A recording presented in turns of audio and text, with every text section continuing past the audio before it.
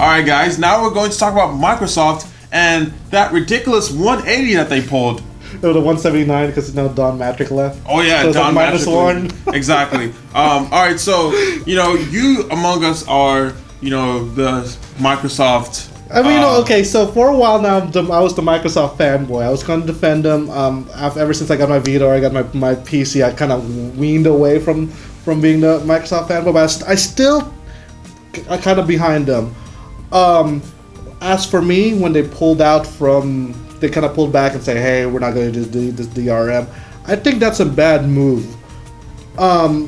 First of all, PR horrendous. Don Matrick, what he said during E3 about just get a Xbox 360, well, horrible. But they were trying to innovate. They were trying to play the long game where they were going to be like Steam, and instead of like, hey, what if you're like in Boston and I want to let you like, hey, dude, you gotta play this. I can just send you the game via Xbox One, and there's so many things that they could innovate that they kind of pulled back because of DRM, which to me is really disappointing. What do you guys think? I think that it might be a case of too soon. You don't want it to be like a Dreamcast scenario when you have this really cool console that does all this stuff, but nobody knows what to do with it. I think that them pulling DRM was actually, smart for their sales, because if you look at the numbers and you see the way that, Sony has overtaken Microsoft, and it kind of puts a little smile on my face because,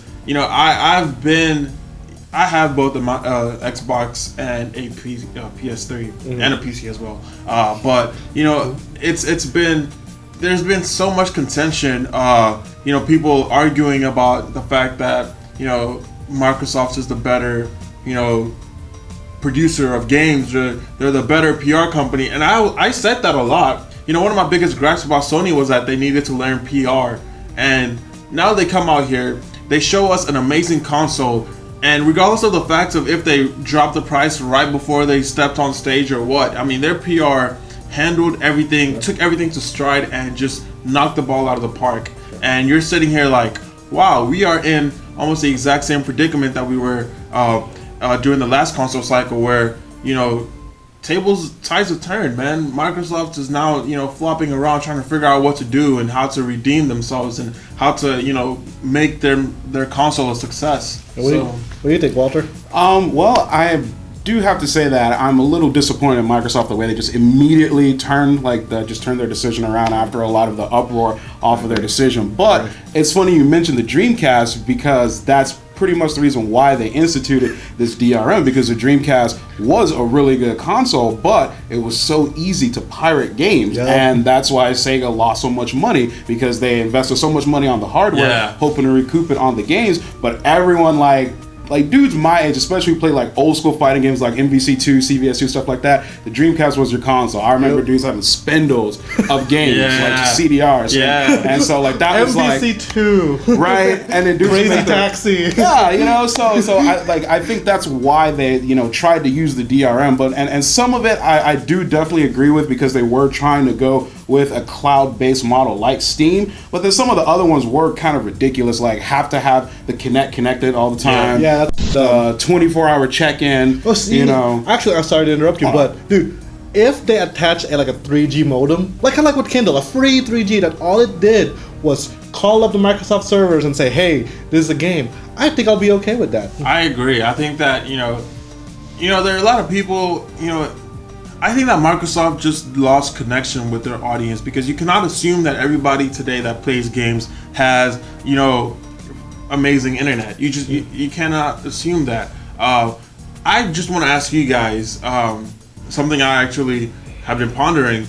If they had announced a price cut, or not really a price cut, but they can't really go back and say, oh, guess what, we're taking $100 off. Lol, it's $29. If they did, regardless of how funny and stupid it will make them look, would you think that would cause sales to go up? Not as much as probably Microsoft would hope, because there's so much bad stigma on it now.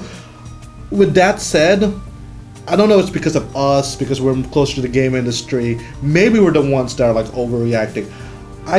Do you think that's probably the general public, the ones like the guy over there just who wants to play Call of Duty, do you think that would really hit him? I think it actually would convince some people to buy to buy the Xbox One. I know a lot of people who seem to be more up in arms were like, people like us who were saying, this is almost something like out of 1984, Big Brother, like with the Kinect always connected, they could just watch you, like who knows, and actually like as part of the to basically remove the DRM, you have to connect the Xbox to the internet one time, and it goes through a setup to disable the DRM. But that doesn't mean that they couldn't just re-enable it sometime down the line. So it's kind of scary knowing that it's already been like baked in, Well, the architecture's there. Yeah, exactly. They just flip the switch and says nope. Then they can flip the switch back to yep, and then exactly. Like some of these countries do when their like citizens get out of hand and they want to just cut off the internet. Now what? It's like that, and then like I guess if anything, I'd rather them leave it up to the publishers and developers. If they want to have the DRM in their games and and it happens to just cripple the game like we've seen with some PC titles, then the consumers will just vote with their dollar, vote with their wallet. Assassin's Creed 1. Yeah, exactly. Oh, man, that was a debacle. Yeah, and so I think leaving it in the hands of the developers, that's something I'm cool with, as opposed to just the hardware manufacturer saying like it's either this or it's not. I like to just vote that way. I completely agree, dude. I think that would be eventually and ultimately, people will put their wallets where their mouth is. Hopefully, I think that the way that Microsoft's kind of really tried really hard to rebuffer themselves and get out of this kind of shows you that they foresee or foresaw that they will not have been successful launching an Xbox 360 day one. I mean, an Xbox One with the way it stood then. One thing about the Kinect that was announced is that it's going to be able to read QR codes. Maybe not really like icing on the cake, more like a silver lining on the cloud of gloom and despair and frustration. Actually, it's a first world problem. When I buy a new game and I got all these codes and I'm like, oh, dang. I know, right? I don't want to sit there and yeah, so it solves it with like beep, beep, beep. Like online pass, let's go. I mean, it also kind of makes you wonder what other world that will open up. Because like with my phone, I use my QR reader all the time. Be it with my fitness app, logging whatever I'm eating, taking QR codes and when I'm shopping to scan the prices elsewhere and stuff like that. Yeah, but I don't want them to see like, hey, Ryan's eating some Doritos. Doritos. No, not saying, because that'll definitely happen if that was the case. But not saying that it would necessarily be used for that. But it kind of makes you think about what all it can be used for, because it's not. I don't think it would just be just a QR code reader for your codes or whatever. I think that there will be something there's gonna be more. Either it'll be a hack or something, but I think that it'll be expanded. That functionality of just reading the QR codes will expand further than that. Kind of makes you wonder what all will happen with it. Only time will tell. Okay, just moving on, dude. Another turbulent times of Microsoft. Don Matrick left for Zynga. That's a bazinga for you, man. What do you think about that, Walt? Okay. Well, I definitely, it definitely seems a little suspicious, like after just the huge PR nightmare with the Xbox One, and Don definitely, he took the stage at at the Xbox One reveal, and he said this is what we're gonna do, and he was real adamant about the DRM, and all of a sudden, no, I'm just gonna turn it around, and now he's leaving. Maybe someone's not pleased with his performance. Or what it could be is that this guy has a master plan. He's been in bed with Zynga, and they're working on their own console, and he's like, all right, our biggest competition right now is who else? Ourselves. So what I'm gonna do for you, Zynga, is I'm going to cripple Microsoft, bring their console crashing to the ground, and in their wakes, your phoenix of a Zynga futuristic gaming platform will rise from the ashes. Dude, you know what a Zynga platform or a console will look like? It'll be like a payphone. Every time I want to play a game, I'm gonna put quarters in that thing. Exactly. Not to swipe your credit card. No more DRM. Just swipe to play. Yeah, exactly. Like it's like, hey Ryan, you're out of lives. Swipe to play, and I'm like, brr. No, but in all seriousness, you know, it is interesting to see the way that this whole thing unfolded, and now he's left, and you're kind of wondering what is going on in Microsoft, you know, internally. And the thing is, I thought Zynga was in trouble, but then again, Zynga they could have brought him in to help them out, fix everything. What you saying? Get the Zynga console. Yeah. And I mean, and you know, Zynga is definitely in trouble, but I think the next move they're trying to make is with the real money gambling market. You know, people basically gambling with real money, and I think maybe they feel like you know, Magic can help them.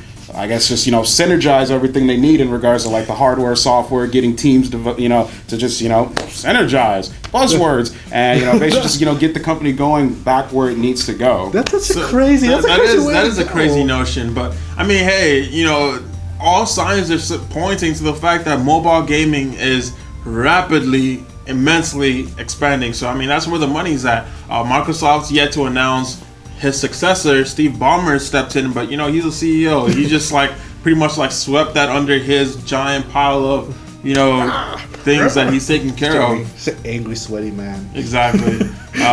So it's kind of interesting to see. I think that the next couple of weeks will be really interesting at Microsoft, seeing how this whole thing plays out from now until the launch of the Xbox. Yeah, they're launching a console without a console guy. Without their pitch man, essentially. Yeah. So it's turbulent times. Turbulent times.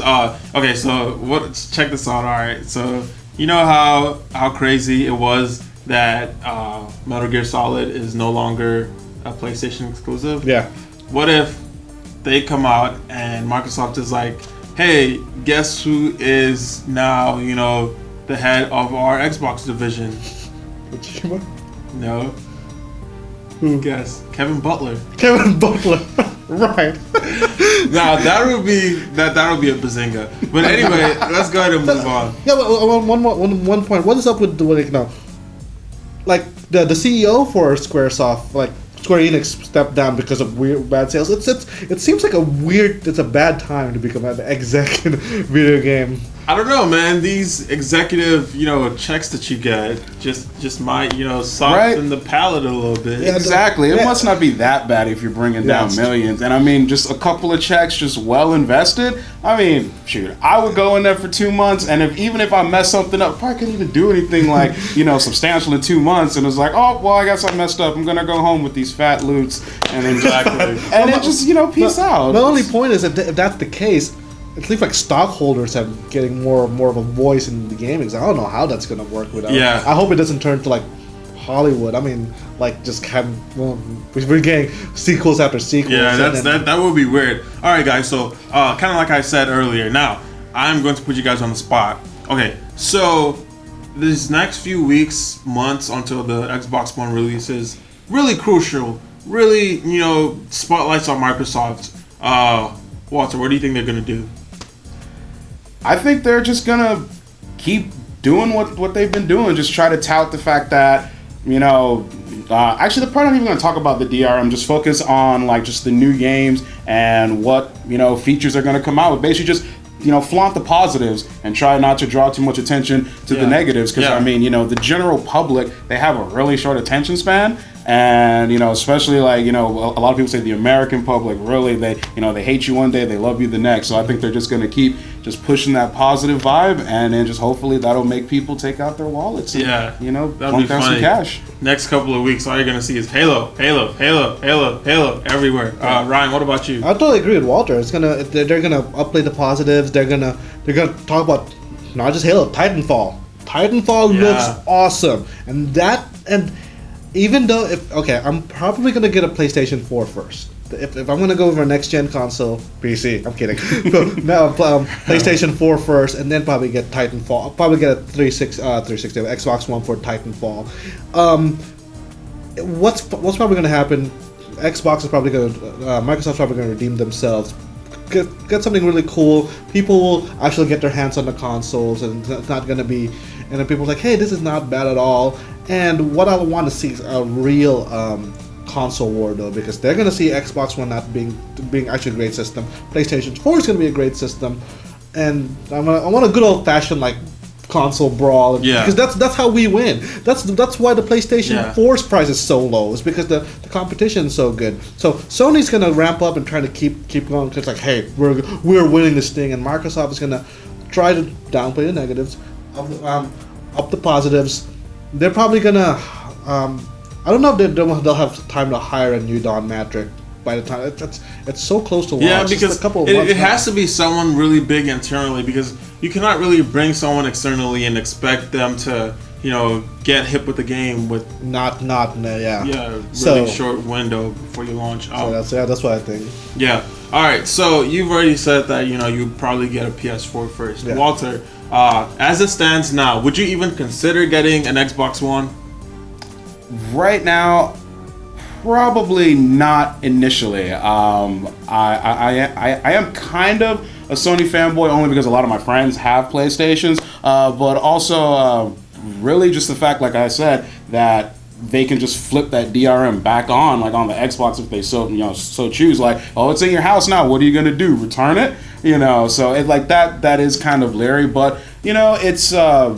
Microsoft may have gotten off to like a little bit of a rocky start, but the race just started. Yeah. Like they both just came out of they both haven't even really come out of the gate. Like this is more like a pregame. So like Microsoft may actually do some stuff to wow me as a customer to make me get their console. Like right now I'm leaning towards Sony, but nothing's set in stone for me yet. I can easily be swayed with facts. Actually, one thing we forgot to mention that it said so the publishers have the right to see if the games can be used or not.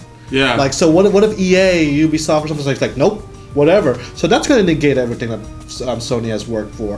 What if like Ubisoft's like, nope, Watch Dogs, you can't trade it in. It's there forever. Yeah, So very true. That's gonna. I know personally for myself, I'm probably going to end up eventually having both consoles.